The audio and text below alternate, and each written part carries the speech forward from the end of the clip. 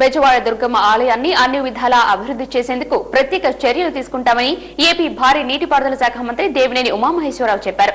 రానున్న ఏడాదిలో అమ్మవారి ఆలయంలో మల్లికార్జున మహామండపం ప్రారంభిస్తామన్నారు. దుర్గమ్మవారి 2015వ సంవత్సరం క్యాలెండర్లను మంత్రి ఆవిష్కరించారు.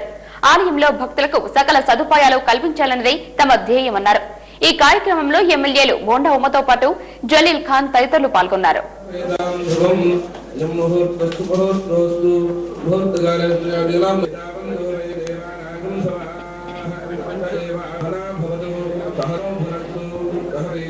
శ్రీ దుర్గా మల్లేశ్వర స్వామి వారి దేవస్థానం నూతన సంవత్సర క్యాలెండర్ని ఈరోజు శాసనసభ్యులం అందరం కూడా కలిసి ఆవిష్కరించడం జరిగింది.